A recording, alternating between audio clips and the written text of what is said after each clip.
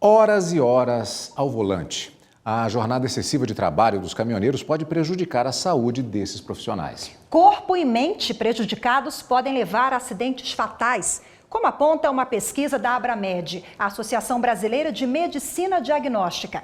Por isso é importante a realização de exames periódicos. As estradas favorecem a alta velocidade. A atenção deve ser redobrada, principalmente para quem trabalha dirigindo. Uma rotina que não é fácil.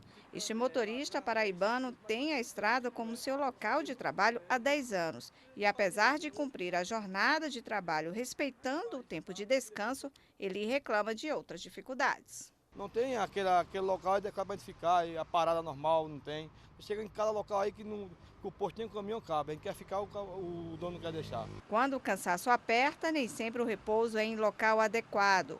Há 2 décadas trabalhando como motorista, Ederaldo Ferreira tem que cumprir prazo e não atrasar as entregas. Ele aponta o sono como o maior problema.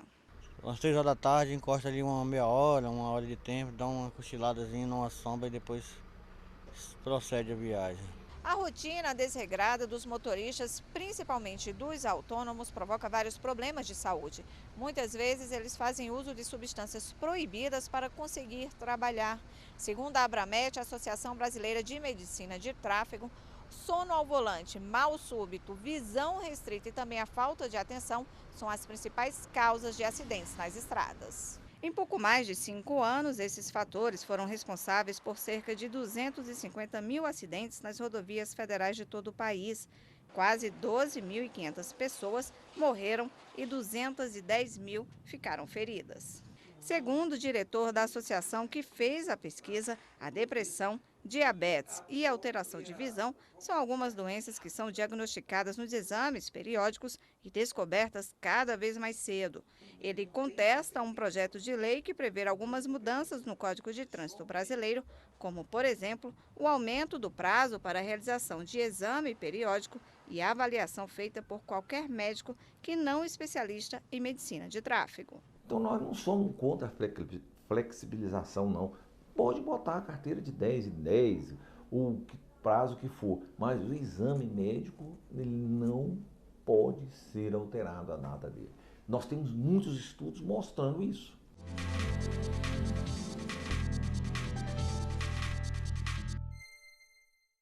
E para dar continuidade ao assunto, a gente recebe agora aqui no estúdio a advogada Andréia Rezende. Seja bem-vinda mais uma vez, boa tarde. Boa tarde.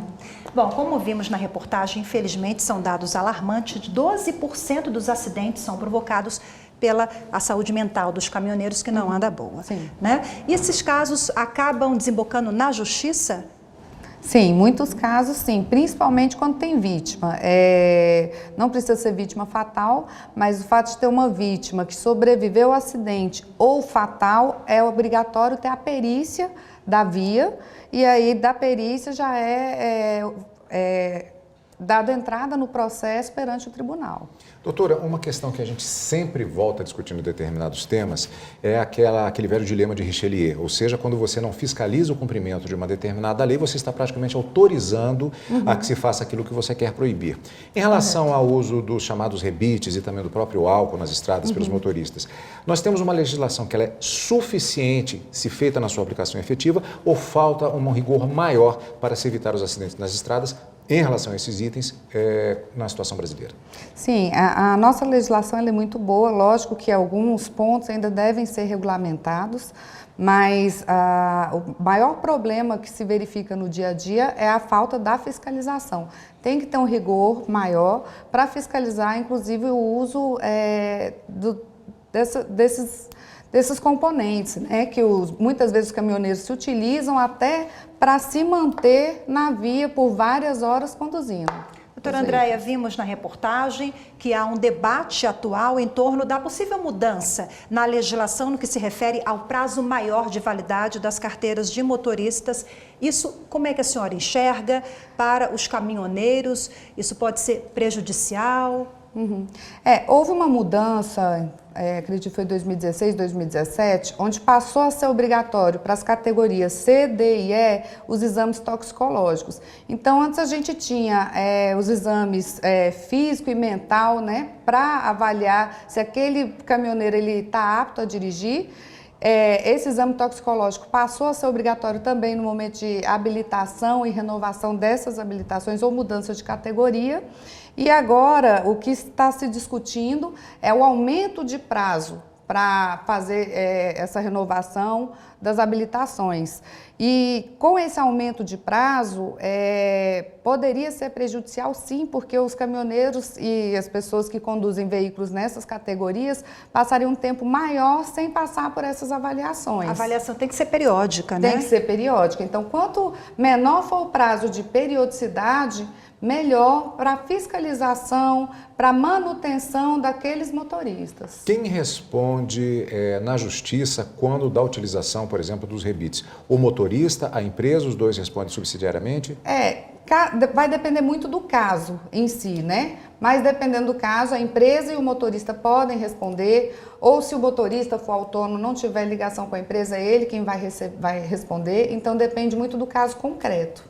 Falta investimento também em políticas de conscientização, informação para esses caminhoneiros e para a sociedade também. Com certeza, com certeza. O Denatran poderia sim investir em campanhas, né, tanto para a sociedade, campanhas educativas, como também para os empregadores. Políticas punitivas sozinhas não conseguimos avançar muito, então, seria isso?